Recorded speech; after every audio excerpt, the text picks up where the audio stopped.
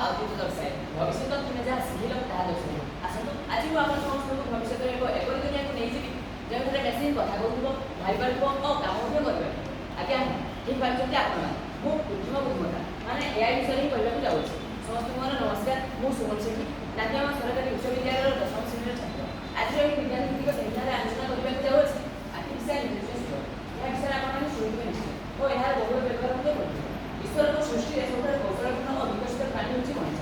ମଣିଷ ତାର ବୁଦ୍ଧି ବଳରେ ଅନେକ ଜିନିଷର ଆବିଷ୍କାର ଓ ଉଦ୍ଭାବନ କରିଛି, ଯାହା କରିଦେଇଛି ତାର ଜୀବନ ସରଳ, ସୁନ୍ଦର ଓ ସୁଗମ। କିନ୍ତୁ ତଥାପି ମଣିଷ ଅଟକି ଯାଇନାହିଁ। ସେ ଏଭଳି ଏକ ଜିନିଷର ଉଦ୍ଭାବନ କରିଛି ଯାହା ମଣିଷ ବୋଲି ଚିନ୍ତା କରୁଛି, ବୁଝୁଛି ଓ କାର୍ଯ୍ୟ ମଧ୍ୟ କରିପାରୁଛି। ଏହି ଉନ୍ନତ ବୈଷୟିକ ଜ୍ଞାନକୁ କୁହାଯାଇଛି ଏଆଇ ବା ଆର୍ଟିଫିସିଆଲ ଇଣ୍ଟେଲିଜେନ୍ସ। ଏବେ ପ୍ରଶ୍ନ ହେଉଛି ଏଆଇ କ'ଣ? ଏଆଇ ମାନେ କୃତ୍ରିମ ବୁଦ୍ଧିମତ୍ତା। କୃତ୍ରିମ ମାନେ ମଣିଷ ସୃଷ୍ଟ, ଯାହା ମଣିଷ ତିଆରି କରିଛି। ବୁଦ୍ଧିମତ୍ତାର ଅର୍ଥ ଯେ ବୁଝିବା ଓ ଚିନ୍ତା କରିବାର କ୍ଷମତାକୁ ଧାରଣ କରିବ। ଏହା ବିଜ୍ଞାନର ଏକ ମୂଳ ଶାଖା, ଯେଉଁଥିରେ ମେସିନ୍ ବା କମ୍ପ୍ୟୁଟରକୁ ଏଭଳି ଭାବରେ ପ୍ରୋଗ୍ରାମିଂ କରାଯାଇ ସେ ମଣିଷ ଭଳି ଚିନ୍ତା କରିବ ଓ ମଣିଷଠାରୁ ଉନ୍ନତ କାର୍ଯ୍ୟ ମଧ୍ୟ କରିପାରିବ। ଯେମିତିକି ଏପଟ ଫୋନ୍ର ସିରି ଓ ଅଣ୍ଡ୍ରଏଡ୍ ଫୋନ୍ର ଆଲୋଚନା ବିଷୟରେ ଆପଣମାନେ ଶୁଣିଥିବେ ନିଶ୍ଚୟ। ବଲିଉଡର ଟର୍ମିନେଟର ଓ ବଲିଉଡର ରବଟ ମୁଭିରେ ମଧ୍ୟ ମେସିନ୍ ଓ ରବଟର ପରାମର୍ଶ ଦେଇଥିଲେ। ଏବେ ଆସନ୍ତୁ ଏହା ବିଷୟରେ ଆଉ ଅଧିକ ଆଲୋଚନା କରିବା। କ'ଣ ଏହି କୃତ୍ରିମ ବୁଦ୍ଧିମତ୍ତା? କୃତ୍ରିମ ବୁଦ୍ଧିମତ୍ତା ହେଉଛି କମ୍ପ୍ୟୁଟରର ଏକ ସିଦ୍ଧାନ୍ତ ଯେଉଁ ମୂଳ ଧାରଣା ଉପରେ କାର୍ଯ୍ୟ କରେ ସେଗୁଡ଼ିକ ହେଲା machine learning, neural network, natural language processing ଏବଂ ରୋବୋଟିକ୍ସ। ଏବେ ଆସନ୍ତୁ ଏହାର ଇତିହାସ ବିଷୟରେ ଜାଣିବା। ସର୍ବପ୍ରଥମେ 1942 ମସିହାରେ ଏହା ଦର୍ଶାଯାଇଥିଲା, 1950 ମସିହାରେ ଏହା ଆଗକୁ ବଢ଼ିଥିଲା ଏବଂ 1956 ମସିହାରେ ଏହା ସର୍ବପ୍ରଥମେ ରଚନା କରାଯାଇଥିଲା। ଏବେ ଆସନ୍ତୁ ଜାଣିବା ଏହାର ସମ୍ଭାବ୍ୟ ଉପାୟ। ସ୍ୱାସ୍ଥ୍ୟ ସେବାରେ ଏଆଇ ଦ୍ୱାରା ପରିଚାଳିତ ରୋବୋଟିକ୍ ସର୍ଜରୀ ସିଷ୍ଟମ ସ୍ୱାସ୍ଥ୍ୟ ସେବାରେ ମାନବ ତ୍ରୁଟି ହ୍ରାସ କରି ରୋଗୀର ନିରାପତ୍ତାକୁ ସୁଦୃଢ଼ କରେ। କ୍ୟାନ୍ସର ରୋଗର ନିରୂପଣ ପାଇଁ ଏମ୍ଆରଆଇ, ସିଟି ସ୍କାନ ଇତ୍ୟାଦି ନିଜ ଆଲଗୋରିଦମ୍ ଦ୍ୱାରା ବିଶ୍ଳେଷଣ କରି ସଠିକ୍ ସୂଚନା ଦେଇଥାଏ ଏବଂ ଜୀବନ ରକ୍ଷା ମଧ୍ୟ କରିଥାଏ।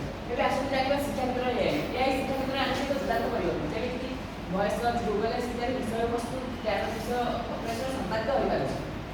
ଆପଣମାନେ ଚାଟ୍ ଜିପିଟି ବିଷୟରେ ଶୁଣିବେ, ତାହାର କଥାବାର୍ତ୍ତା ଆମ ମଣିଷ ଭଳି ଆମ ଭାଷାକୁ ବୁଝି ସେ ଆମର ସଠିକ୍ ଓ ସହଜ ପ୍ରଶ୍ନର ଉତ୍ତର ମଧ୍ୟ ଦେଇପାରିବ। ଏଆଇ ଶିକ୍ଷକମାନଙ୍କ କାର୍ଯ୍ୟକୁ ମଧ୍ୟ ସରଳ କରିଥାଏ, ପ୍ରଶାସନିକ କ୍ଷେତ୍ରରେ ଓ ପାଠ ଜୀବନରେ।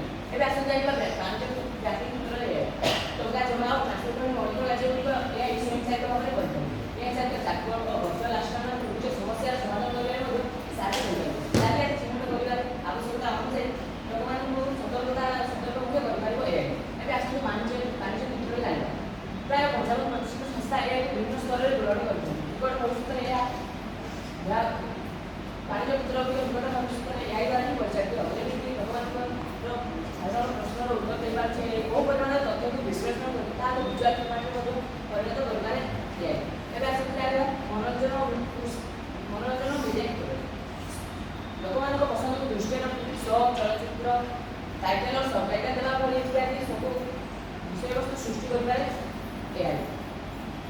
ଆଜିକାଲି ଆପଣମାନଙ୍କ ମୋବାଇଲରେ, ଟିଭିରେ, ସ୍ମାର୍ଟ ଟିଭିରେ ନେଟଫ୍ଲିକ୍ସ, ହଟଷ୍ଟାର, ଜିଓ ସିନେମା ଇତ୍ୟାଦିର ବ୍ୟବହାର ଏହାର ଏକ ଜ୍ୱଳନ୍ତ ଉଦାହରଣ। ଏବେ ଆସନ୍ତୁ ଜାଣିବା ଦୈନନ୍ଦିନ ଜୀବନରେ ଏଆଇ। ଏଆଇ ଚାଳିତ ସ୍ମାର୍ଟ ଗୃହ, ଯାହା ଆବଶ୍ୟକତା ଅନୁଯାୟୀ ଆଲୋକ, ତାପମାତ୍ରା ଓ ସୁରକ୍ଷାକୁ ନିୟନ୍ତ୍ରିତ କରିଥାଏ। ପରିବହନ କ୍ଷେତ୍ରରେ ମଧ୍ୟ ଏହାର ପ୍ରମୁଖ ଭୂମିକା ରହିଛି।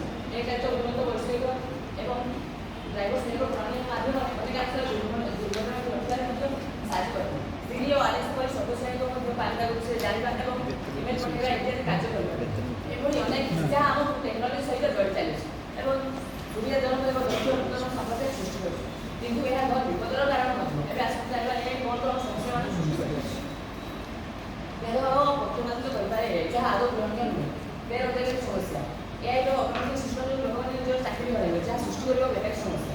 ଗୋପନୀୟତା ଓ ସୁରକ୍ଷାରେ ମଧ୍ୟ ବିପଦ ସୃଷ୍ଟି କରେ। ଏହା କିଭଳି କାର୍ଯ୍ୟ କରେ ତାହା ଜାଣିବା ଆମ ପାଇଁ ଅସମ୍ଭବ, କାରଣ ଏଆଇ ଆତ୍ମସଚେତନତା ଓ ଅନିୟମିତ ଭାବରେ କାର୍ଯ୍ୟ ମଧ୍ୟ କରିଥାଏ।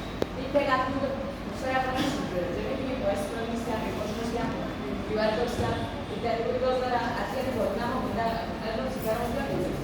ଯୁଦ୍ଧ କ୍ଷେତ୍ରରେ ମଧ୍ୟ ଅବହେଳା ହେଉଛି, ସ୍ୱୟଂଚାଳିତ ଭାବରେ କରିଦିଆଯାଉଛି। ସାମାଜିକ ଅର୍ଥନୈତିକ ବଜାରରେ ମଧ୍ୟ ଅସୁବିଧା ସୃଷ୍ଟି କରିଥାଏ। ଏହା ମଧ୍ୟ ଏକ ସମସ୍ୟାର କାରଣ ଏବଂ ଏପରି କୃତ୍ରିମ ବୁଦ୍ଧିମତ୍ତା ସାମାଜିକ ଅର୍ଥନୈତିକ ଅସମାନତା ସୃଷ୍ଟି କରିଥାଏ, ଯାହା ଧୀରେ ଧୀରେ ଆମକୁ ବିପଦାଭିମୁଖୀ କରିଚାଲିଛି। ସବୁ ଆରମ୍ଭର ଏକ ଶେଷ ମଧ୍ୟ ଥାଏ। ପରିଶେଷରେ ଏଆଇର ମୂଳ ଲକ୍ଷ୍ୟ ହେଉଛି ମାନବ ଜୀବନକୁ ବଦଳାଇବା, ଦକ୍ଷତା ବୃଦ୍ଧି କରିବା ଏବଂ ସ୍ୱାସ୍ଥ୍ୟଠାରୁ ଆରମ୍ଭ କରି ଶିକ୍ଷା, ବ୍ୟବସାୟିକତା, ପରିବେଶ ସ୍ଥିରତା ପର୍ଯ୍ୟନ୍ତ ଜଟିଳ ଆହ୍ୱାନର ସମ୍ମୁଖୀନ କରିବା। ଅପାର ସମ୍ଭାବନା ସୃଷ୍ଟି କରୁଥିବା ଏହି କୃତ୍ରିମ ବୁଦ୍ଧିମତ୍ତା କେତେକ ଅଂଶରେ